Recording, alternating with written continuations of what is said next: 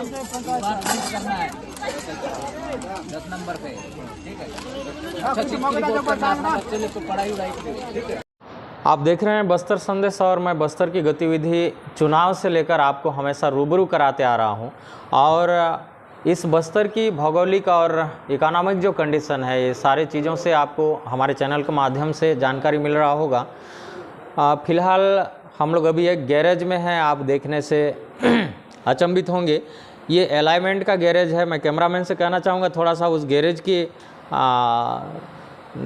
तस्वीरें को भी दिखाएंगे, चित्र को दिखाएंगे जहां गाड़ियां आई हुई है। एक हमारे मित्र की भी गाड़ी अलाइनमेंट के लिए लगी हुई है।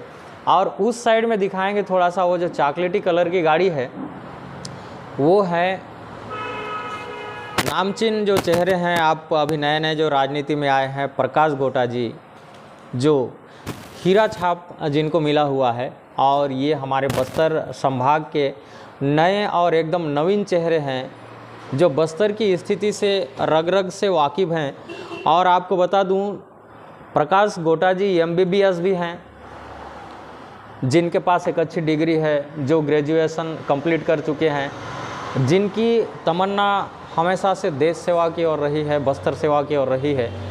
ऐसे शख्स हमारे बीच में मौजूद हैं।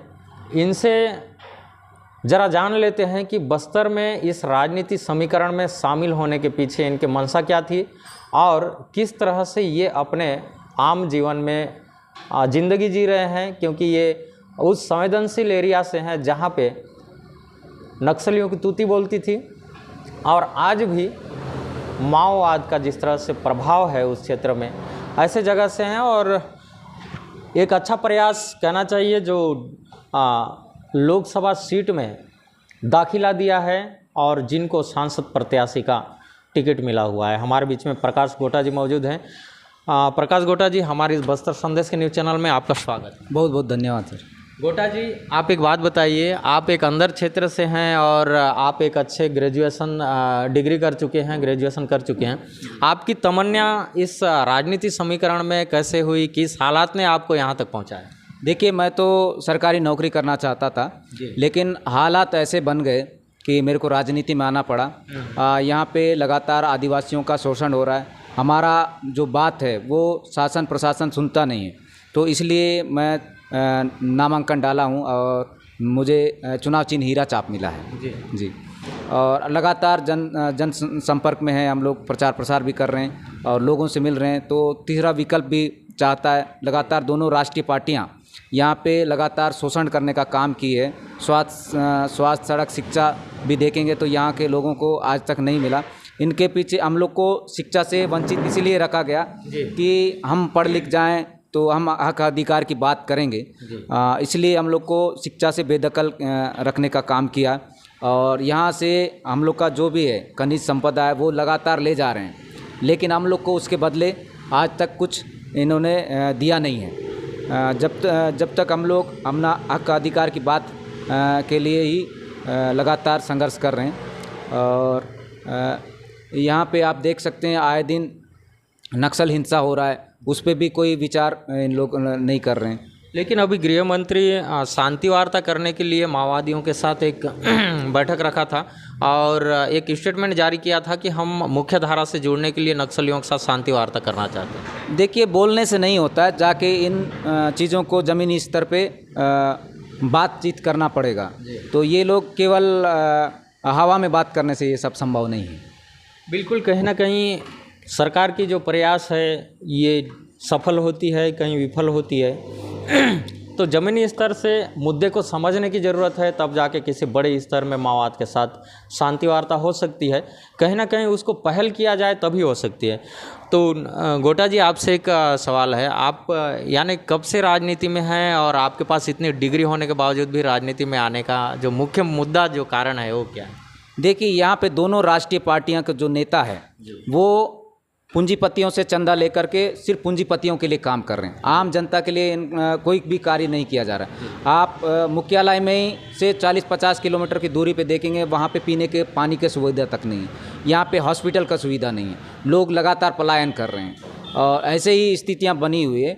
और दूसरा मैं कहना चाहूँगा नक्सलवाद पे कि ये लोग लगातार भय का माहौल पड़ा है। अब ये दावा कर रहे हैं कि नक्सली बैकफुट पे हैं। आप देखिए कि जिला मुख्यालय में AK-47 लेकर अंदर घुसे हुए हैं, और जब हम लोग ये बात बताते हैं तो नहीं नहीं ऐसा कोई दिक्कत नहीं है, जबकि देखे हुए लोग बता रहे हैं कि अंदर जिला मुख्यालय में घुसे हैं। ऐसे 20 साल पहले जिला मुख्यालय तक किसी का आने का हिम्मत नहीं हुआ था। ये सरकार पूरा फेल है और लगातार हिंसा बढ़ रही है।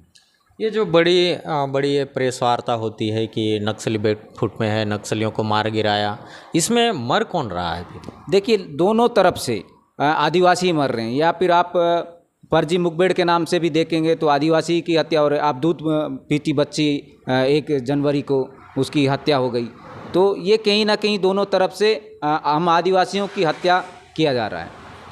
जैसे आपका जो गांव है वो कौन सा है? मेरा फरसेगढ़ है, बीजापुर जिला। जी जी।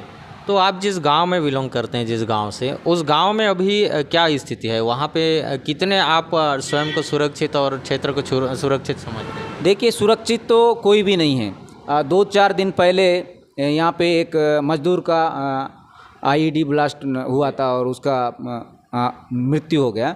तो ऐसे में आप किसी को भी सुरक्षित कह नहीं सकते। कौन सी गोली कब किसको आकर लगेगा ये बोलना उचित नहीं है। लेकिन फिर भी क्या है, भय का माहौल है। होली के दिन भी 3 लोगों की हत्या हुई। तो सुरक्षित इसीलिए भी नहीं है कि सरकार सुरक्षा व्यवस्था में वो नहीं कर पा रही है।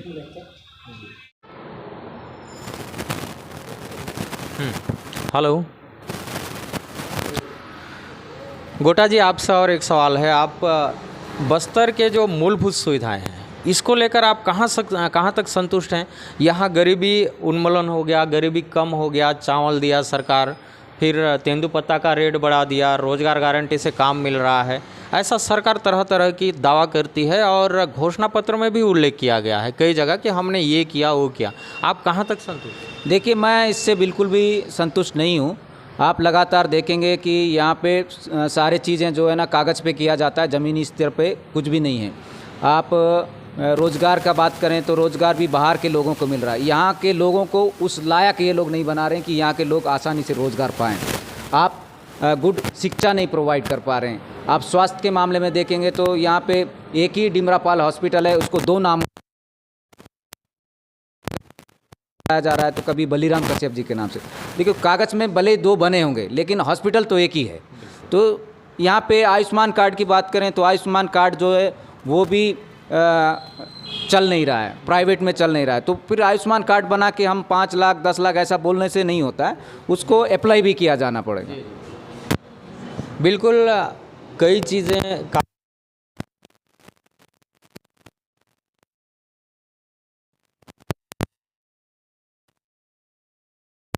उनको एक भी काम ऐसा नहीं लग रहा होगा। और बिल्कुल ये ज़मीनी हकीकत है, सरकार बोलती कुछ है और बस्तर में होता कुछ है।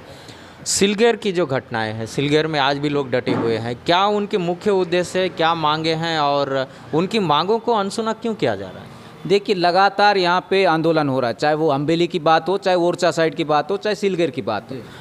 आप सत्ता पक्ष में हैं, आपको जाके 1 to 1 बात करना चाहिए कि आप चाहते क्या हैं। वो बातचीत से हर चीज़ का समस्या का समाधान हो सकता है, लेकिन ये लोग वहाँ पे जाना नहीं चाहते हैं। वहाँ पे सिलगेर में 2-3 लोगों का गोलीबारी से हत्या हो गया। तो ऐसा ही है।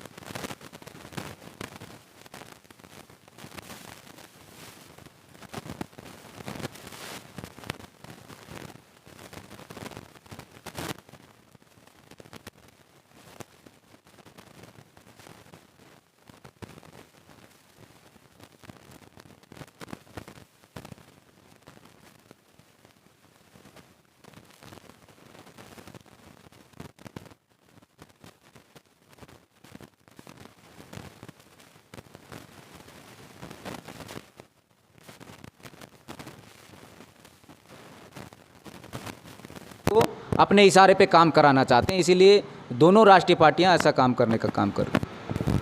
अभी विष्णुदेव साय की सरकार जो है मोदी की गारंटी के आधार पर प्रत्येक महिला को